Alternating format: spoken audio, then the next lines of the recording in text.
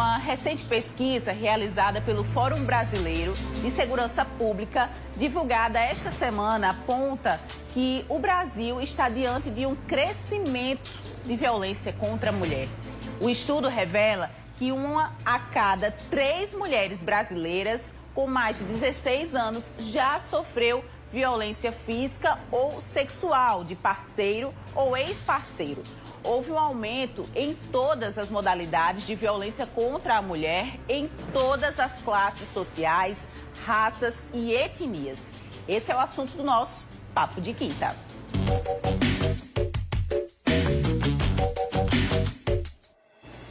E aqui no estúdio eu recebo a psicóloga Débora Soares. Bom dia, Débora. Obrigada pela participação com a gente. Bom dia, Letícia. Obrigada a você pelo convite.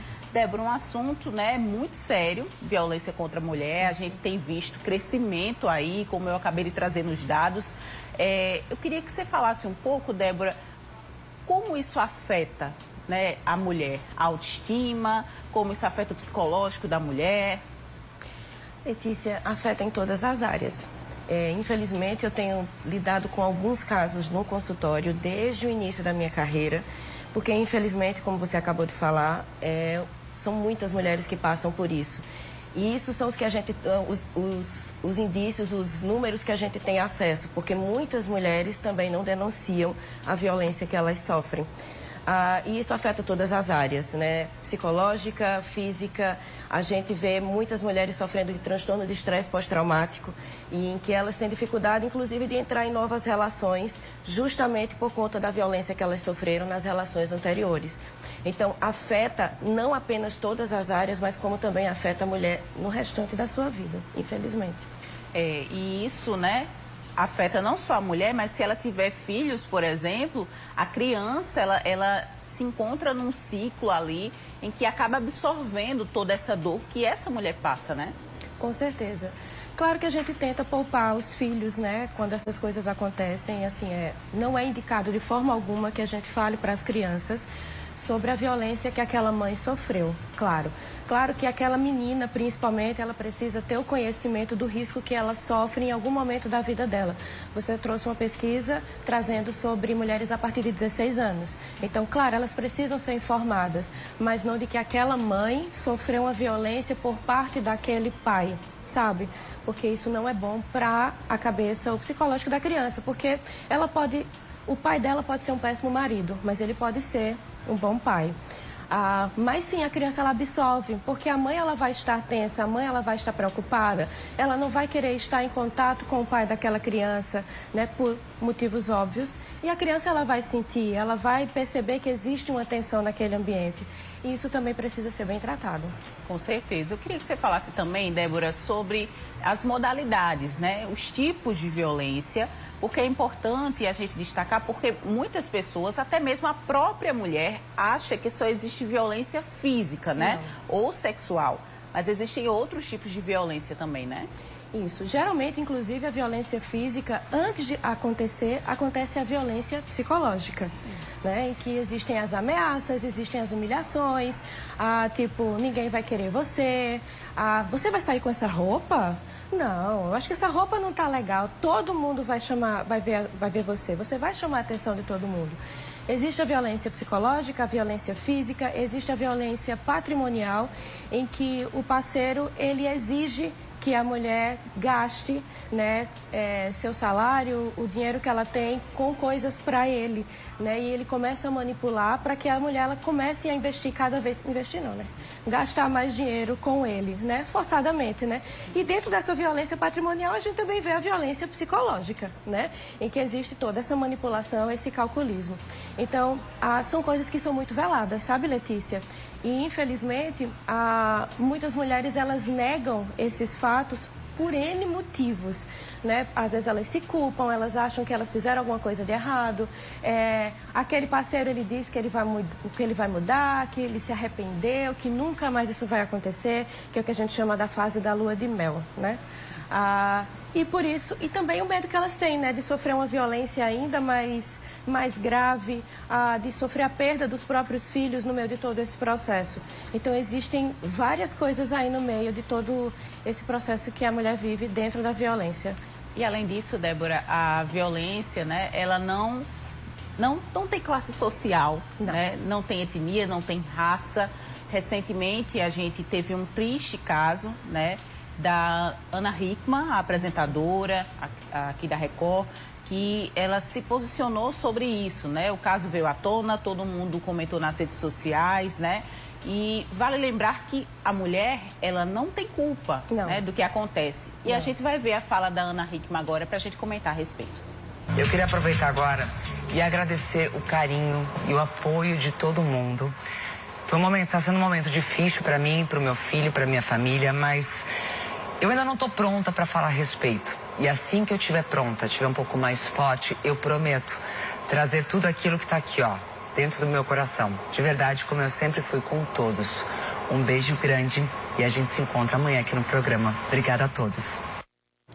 Toda a nossa solidariedade para Ana Hickman, né, e para as mulheres que sofrem, né, com violência. A Ana Hickman tocou num ponto importante. Ela disse quando eu estiver pronta, né? E é importante respeitar esse tempo, né, Débora? Com certeza, mas era ela falando e eu já pensando, que mulher incrível. Porque mesmo ela dizendo que ela não está pronta, ela é uma figura pública. Sim. Mesmo ela dizendo que ela não está pronta, ela está vindo falar, dizer que aconteceu, assumir. Gente, assumir que aconteceu é uma coisa que aparentemente para quem está de fora é tão simples, mas é algo tão importante. Porque para que a mulher ela assuma, ela tenha esse posicionamento e ela fez publicamente, né? Para que a mulher ela tome esse posicionamento, ela precisa lidar com vários outros questionamentos, inclusive que aquele relacionamento acabou. É verdade. Outro ponto também, ainda com relação à Ana, né? Por exemplo, ela foi trabalhar normalmente, né? Ela apresentou todo o programa, apenas no final ela se posicionou, o que mostra uma força muito grande dela, né? Exato. Como eu te falei, lidar com tudo que aconteceu, né? Para que ela chegue a esse momento de assumir tudo o que ela viveu, ela precisa ela lidar, inclusive, infelizmente, com a vergonha. Que quem deveria ter deveria ser o agressor, né? Que muitas vezes eles não têm, eles trazem outras justificativas, como ela fez por onde, ela me desrespeitou, ela falou comigo diferente, não, ela usa roupas muito ousadas, sabe? E ela precisa lidar com tudo isso, né? Com a vergonha, principalmente, que é o que a vítima mais enfrenta. Inclusive, de acordo com até com a pesquisa que a gente trouxe, com nossa conversa aqui, a gente está trazendo informações importantes, porque a maioria dessas mulheres, elas não se posicionam, né? Elas não denunciam. Isso. E é onde a gente quer reforçar, você mulher, se está sofrendo violência, não deixe de denunciar, tá? Nós temos uma rede de apoio. Aqui, eu estou falando aqui no âmbito Paraíba, por exemplo, nós temos uma rede de apoio muito grande e você não está sozinha, né? Procure até mesmo uma pessoa da sua confiança, né? Uma amiga, né? Que você possa contar, que ela possa te ajudar, porque o ciclo, né, Débora, é fundamental para ajudar essa mulher, né? Isso. Inclusive, eu tenho lidado com alguns casos no consultório em que as amigas denunciaram. Porque, às vezes, a mulher ela não tem a coragem de discar o número, sabe? De entrar em contato com a delegacia. Inclusive, o número é 180, para quem está sofrendo esse tipo de agressão. Elas não tiveram essa coragem, porque, é como eu falei, né? Sem ser redundante, mas já sendo. É muito difícil assumir isso. E, às vezes, elas conversam com amigas. E, gente, isso é importantíssimo. Amigas, escutem, não julguem, escutem, sejam ouvidos. E, às vezes, você vai precisar se posicionar por essa mulher.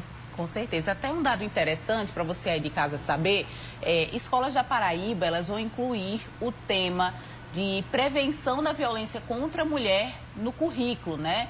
Lei de autoria da deputada estadual Daniela do Vale e foi aprovada pela Assembleia Legislativa da Paraíba e, em seguida, sancionada pelo governador. Leis como essa, sobretudo nas escolas, né, vão fazer com que esses jovens já comecem, desde cedo, a entender sobre isso e, se Deus quiser, né, começar a quebrar os ciclos, né? Isso, porque eles são muito sutis. O ciclo, ele constitui de 3 partes.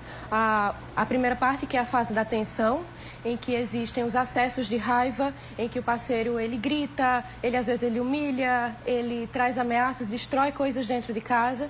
Existe a segunda fase, que é a fase do ato da violência em si, a violência propriamente dita, no caso a violência física, porque a psicológica já está acontecendo. E a terceira fase é a fase do arrependimento. Mulheres, não acreditem. Eles vão dizer que estão arrependidos, que nunca mais eles vão fazer isso, mas eles fazem. Tanto é que existe esse ciclo já bem determinado. A lua de mel, ela estende-se por um tempo e depois eles voltam a ficar irritadiços, chateados e tendo acessos de raiva novamente. E aí acontece tudo de novo.